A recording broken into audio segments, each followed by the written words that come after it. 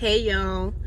I wanted to make this video. I was really inspired by Jasmine Peterson, her spontaneous car videos, and I think sometimes for me, I really just want I want everything to be perfect, so I don't even try to do anything, and so it has really stopped me from doing a lot for God, because I have been, just consumed about what other people think of me, to be honest. And that's really what I want to talk about today. Is I don't know if there's anyone that can really relate to what I'm about to say, but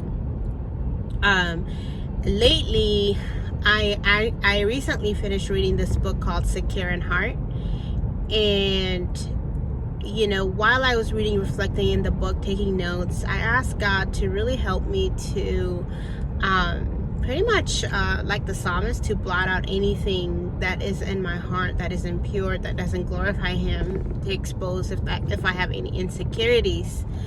And honestly, God does not hesitate to answer my prayers, and I just started experiencing this floods of things that I didn't know it was in my heart, and I really want to talk about one thing that I didn't know was in my heart, that God really showed me that I struggled with, and that was honestly how I looked. And I've always been oh yeah, I'm created in God's image, I'm beautiful, and I'm fearfully and wonderfully made, and those are the things that I truly believe that I am. And I'm not making this video because I want people to confirm, or people to feel petty for me, but I just really want to make this video to really relate to women that are out there that might feel what I feel, and so when it comes to my looks, of course, like anyone, I have some things that I have not been content with, but I have learned to accept and really learn how to define beauty based on God's standard and not by the world's standard. And I can, like anybody else, I can really easily just allow the world's standard of beauty to be my definition of beauty. When I look in the mirror, I have this judgment on myself, how I should look like. And I can start checking off lists that I don't meet based on the standard of the world. And so recently I realized last year in August, I actually ended up cutting my hair it was this small. And for pretty much almost the whole year, I hid my hair, my head, because I'm not gonna go outside looking bald. I was no, this is not my style. And I didn't embrace that at all.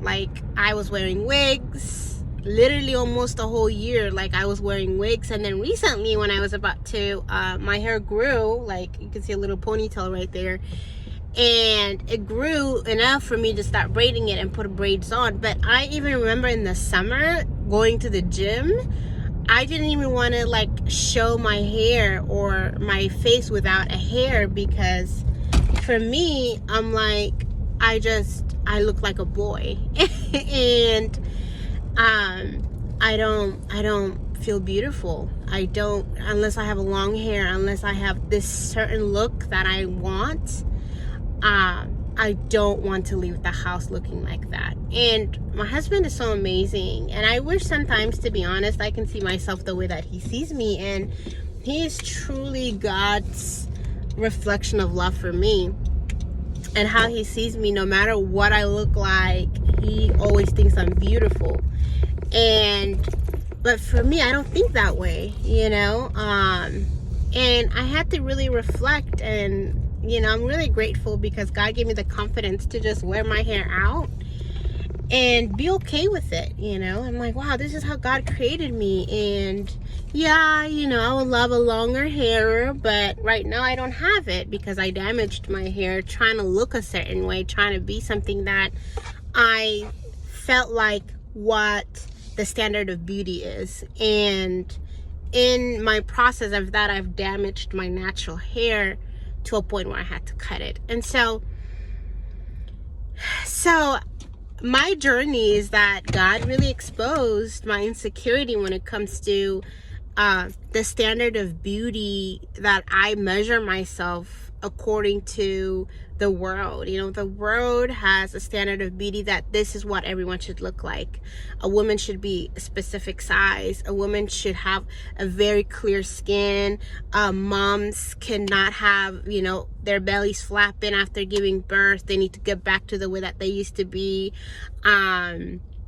You know, do not gain weight even if you give birth, because you want to get back to the way that you used to look. You want to look smaller. And literally those are the things that I have went after, that God really exposed in my heart, showing me that, wow, like my definition of beauty was not coming from the scriptures. It was not coming from God, but it was coming from Satan and what the world sees,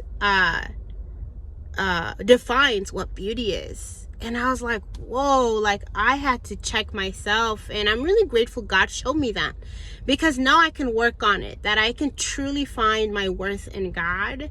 I can truly find my confidence and security in what God says, and really purge out this standard, this idea of perfectionism that the world has, and really truly start embracing and accepting the way that God made me. And so I just really want to share that, because I know I'm not the only one who might be struggling with this. And if you are, I just want to let you know that you're not the only one. And that we can all strive as women to find our worth and security in God, because we are enough in God's eyes, and He accepted us and He created us. And when we look in the mirror and we reject that creation, we're spitting God. We're spitting on God's face. You know, I love the scriptures when the psalmists say He took the time, like He knitted us together in our mother's womb, and we are fearful and wonderfully made. And so the skin color that I have, it's fearful and wonderfully made. The skin color that you have, it's fearfully and wonderfully made. God literally knitted together. Like, I don't know if you ever, my mother-in-law Lupi just taught me how to knit, how to crochet.